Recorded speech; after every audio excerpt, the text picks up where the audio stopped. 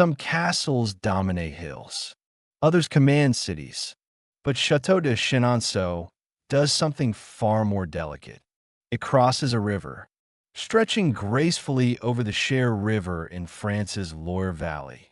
Chenonceau appears less like a fortress and more like a bridge between worlds, between land and water, power and beauty, violence and diplomacy.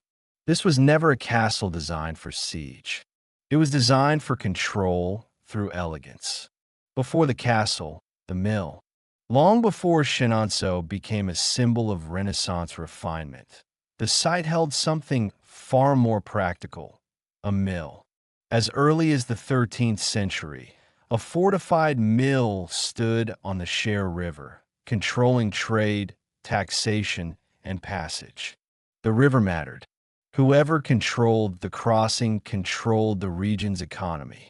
The first structure was defensive, not beautiful. Power came first. Beauty came later. The Renaissance arrives.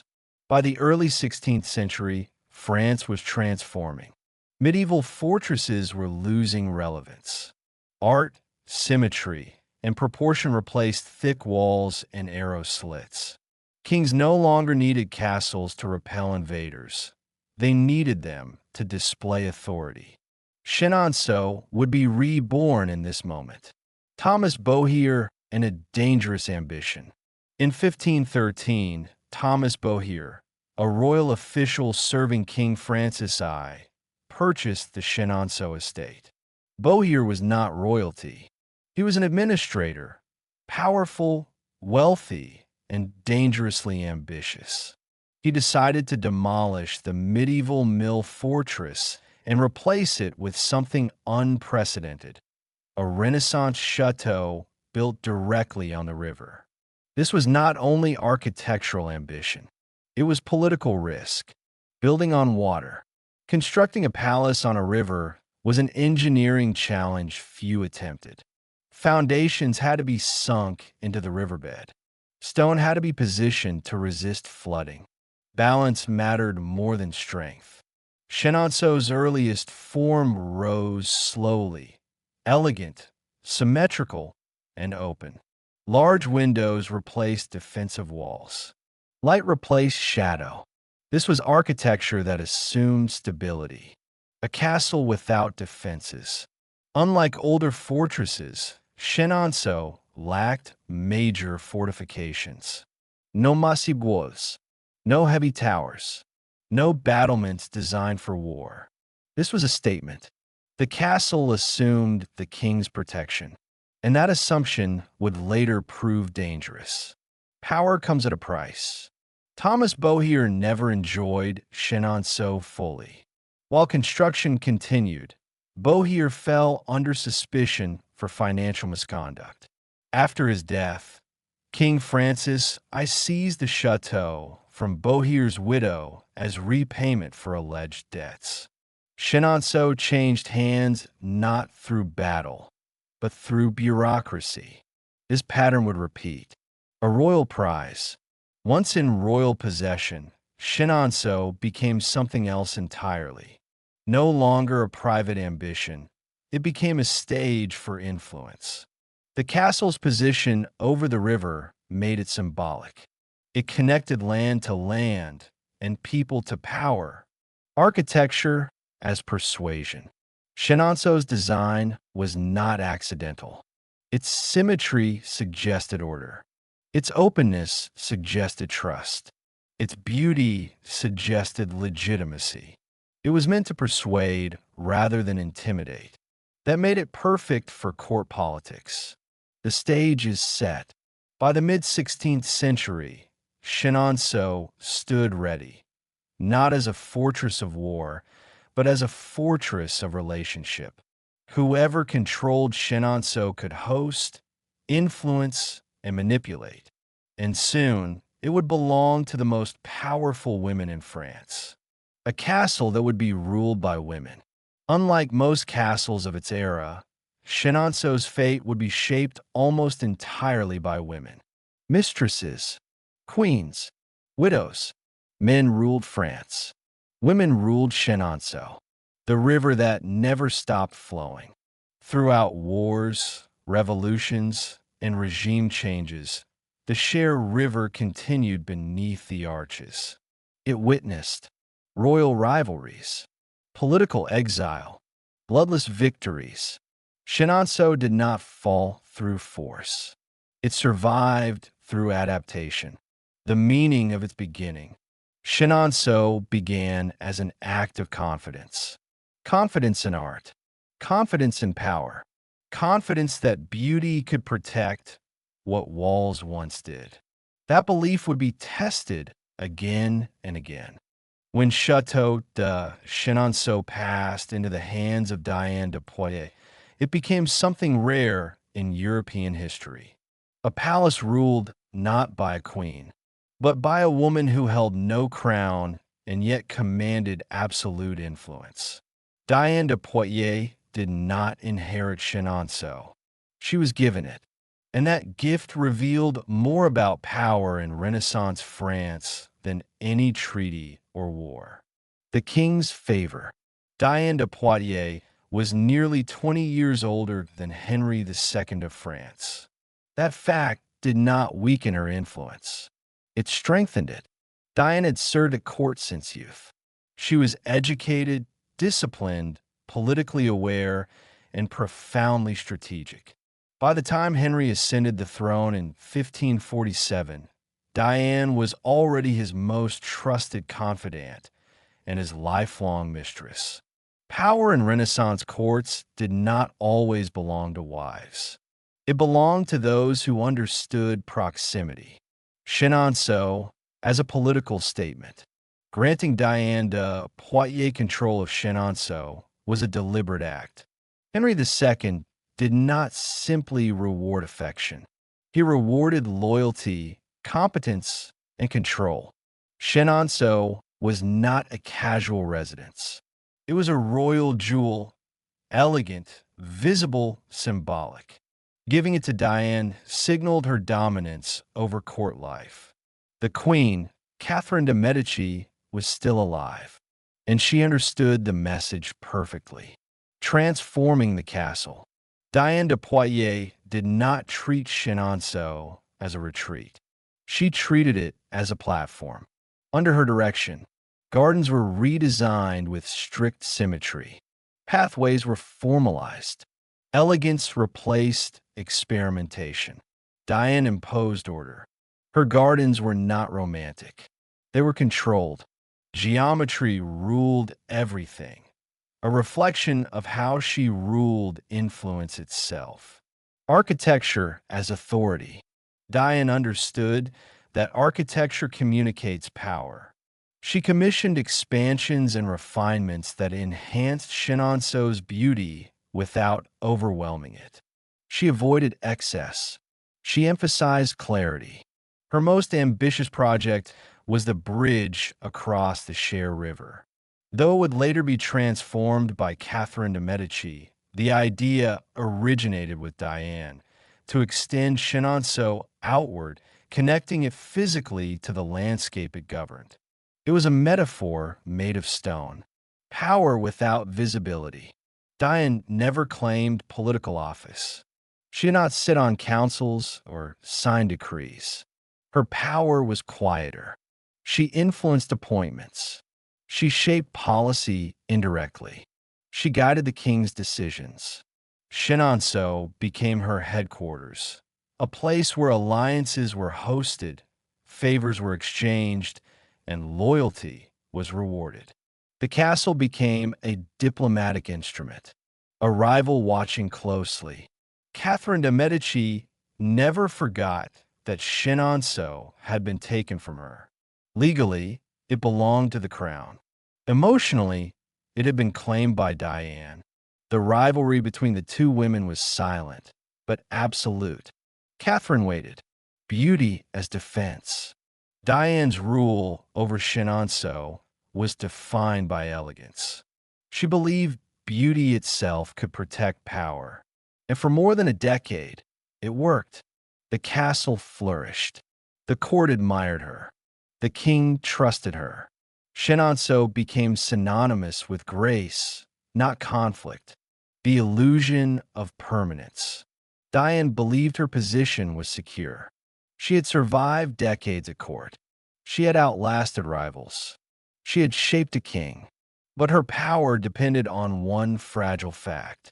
Henry II was alive. The death that changed everything. In 1559, King Henry II died suddenly after a jousting accident. Within hours, everything changed. Diane's authority vanished. No armies marched. No trials were held. No resistance was possible. Power shifted instantly. Catherine takes Chenonceau. Catherine de Mediciacti decisibili. She demanded Chenonceau. Diane was forced to surrender the château in exchange for another estate. The transfer was swift and humiliating. Chenonceau passed from mistress to queen, and its identity would change forever. The end of a silent reign. Diane de Poitiers retreated from public life. She lived quietly until her death in 1566. Her years at Chenonceau were over, but the mark she left remained in gardens, proportions, and the castle's restrained elegance. Power without a crown, remembered in stone. Diane de Poitiers proved something rare, that in Renaissance France, power did not always sit on a throne. Sometimes it walked through gardens. Sometimes it ruled from the shadows. And sometimes it ruled from a castle built on water. When Château de Chenonceau passed into the hands of Catherine de' Medici, the castle's character changed completely. Elegance remained, but innocence ended. Chenonceau ceased to be a stage for influence and became an instrument of statecraft, carefully managed, emotionally distant, and politically precise. A queen who never forgot. Catherine de' Medici had waited years for this moment. As queen consort, she had lived in the shadow of Diane de Poitiers. She had watched her husband defer to another woman. She had endured symbolic humiliation while maintaining composure. When Henry II died, Catherine did not hesitate. She reclaimed Chenonceau not out of sentiment, but out of necessity. Power, once seized, had to be organized, from rivalry to reconfiguration. Catherine did not erase Diane's presence immediately. She studied it. Gardens were assessed. Spaces were measured. Sightlines were evaluated. Then she began to reshape the castle according to her own priorities. Where Diane valued balance, Catherine valued control. The gallery over the river. Catherine's most famous addition transformed Chenonceau forever. She ordered the construction of a long, enclosed gallery built directly atop the bridge that spanned the Cher River, turning the crossing into a grand hall suspended over water. This was not decoration. It was dominance. The gallery allowed Catherine to host court events away from Paris, control access and movement, display royal authority in isolation. The river beneath became a barrier. The gallery above became a stage. Architecture as strategy. Catherine understood something few rulers did. Buildings influence behavior. By enclosing the bridge, she turned Chenonceau into a linear, surveillable space. Guests moved where she allowed. Events unfolded under her gaze. Nothing was accidental. Chenonceau became a place where politics unfolded in whispers. The widow who ruled France. After Henry's death, Catherine ruled as regent for her sons during one of France's most unstable periods. Religious tensions exploded into the wars of religion between Catholics and Protestants. Alliances shifted constantly. Trust evaporated. Chenonceau became Catherine's refuge and her command center. From here, she planned marriages, negotiated alliances, and managed enemies. Elegance without mercy. Catherine's rule was often described as cold. She believed sentiment was dangerous. Where Diane had ruled through affection, Catherine ruled through calculation. Chenonceau reflected this shift. Interiors became more formal. Ceremonial spaces expanded. Comfort yielded to protocol. Beauty remained, but it served authority. A castle that watched history happen. Within Chenonceau's walls, decisions were made that shaped France for generations. Treaties were discussed. Plots were anticipated. Opponents were managed. The castle did not witness battles. It prevented them or redirected them. The Black Queen. After the deaths of her sons and husband, Catherine adopted permanent black mourning dress. Chenonceau mirrored her mood. The river flowed quietly beneath the arches. The gallery stood above it, silent and watchful.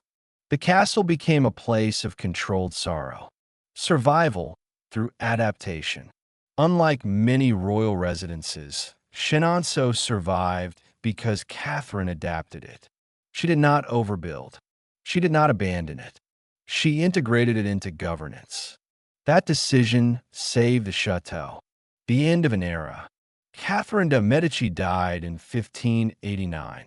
By then, Chenonceau had been transformed from a symbol of personal influence into a mechanism of state power. It had learned how to survive chaos. What Catherine left behind? Catherine did not leave love. She left structure, the gallery, the protocols, the discipline. Chenonceau was no longer vulnerable. It had been hardened not by walls but by intent. Most castles survive wars by resisting them.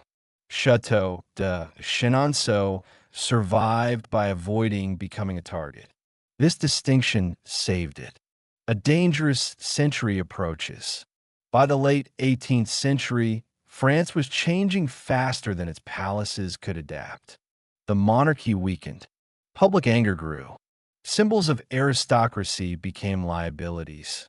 Across the country, castles were looted, burned, or dismantled, not because they were militarily important, but because they represented power. Chenonceau should have been destroyed. It was not. Why the Revolution spared Chenonceau? During the French Revolution, 1789 to 1799, Chenonceau was owned by Louise de Pan, an educated and politically intelligent woman. She understood something critical. Survival required usefulness. De Pan transformed Chenonceau from a symbol of aristocratic privilege into a public asset.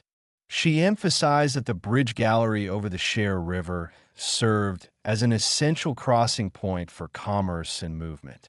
Destroying it would hurt the local population. That argument worked. Chenonceau was spared not by loyalty to the past, but by relevance to the present. A castle reframed, not defended. Unlike many noble owners who fled or resisted, de Pan stayed. She cooperated with local authorities. She avoided political provocation. She reframed the château as infrastructure, not luxury. Chenonceau was no longer presented as a royal residence. It became a functional crossing. That reframing saved it. The 19th century, quiet restoration. After the Revolution, Chenonceau entered a period of relative calm. It passed through private hands. Repairs were made carefully. Its identity stabilized. Importantly, it was never abandoned. Abandonment destroys castles faster than war. Chenonceau remained inhabited, maintained, and respected. World War I, from palace to hospital. The château faced its next great test in the 20th century. During World War I, Chenonceau was converted into a military hospital. Its long gallery, once designed for royal processions, was filled with hospital beds. Wounded soldiers arrived daily. The transformation was profound. Beauty yielded to necessity. Politics yielded to survival. Chenonceau did not symbolize power. It provided care. Architecture proves its worth. The same features that once enabled royal spectacle now enabled healing. Long, open spaces, abundant light, access across the river. Chenonceau adapted without losing itself. This adaptability would matter again. World War II, a line through the château. During World War II, Chenonceau occupied one of the most dangerous positions imaginable. The Cher River became part of the demarcation line between Nazi-occupied France and the so-called Free Zone. The château literally sat on the boundary. One side occupied, the other free. Once again, Chenonceau became more than a building. It became strategy, a passage to survival. The gallery crossing the river was used as a discreet escape route.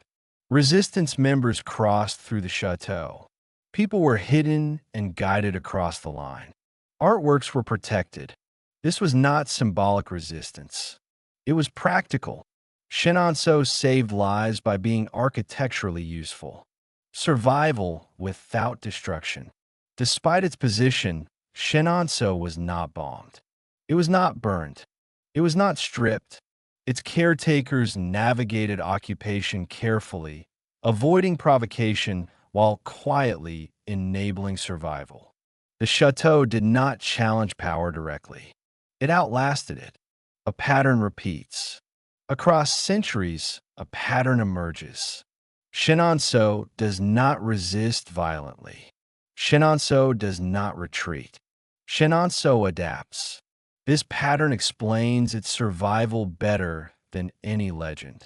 The cost of survival. Survival did not mean innocence. Decisions were made quietly. Compromises were unavoidable. Neutrality required calculation. But when war ended, Chenonceau still stood. Many others did not. The end of war, the return of meaning. After World War II, Chenonceau returned to civilian life. Its role as a shelter, crossing, and hospital became part of its identity. It was no longer only a Renaissance masterpiece. It was a witness, a castle proven by history, by surviving revolution and 2 world wars. Chenonceau proved something rare, that architecture built for connection survives longer than architecture built for defiance. Standing after the storm, when the violence of history passed, Chenonceau remained unchanged in its essence. Still over water, still open, still useful. The storms moved on. The river continued. Today, Château de Chenonceau appears almost untouched by the violence, upheaval, and collapse that reshaped France again and again. It still spans the Cher River with effortless grace. Its arches still hold. Its reflection still trembles gently on the water below. But survival is never accidental. Chenonceau did not endure because it was strong.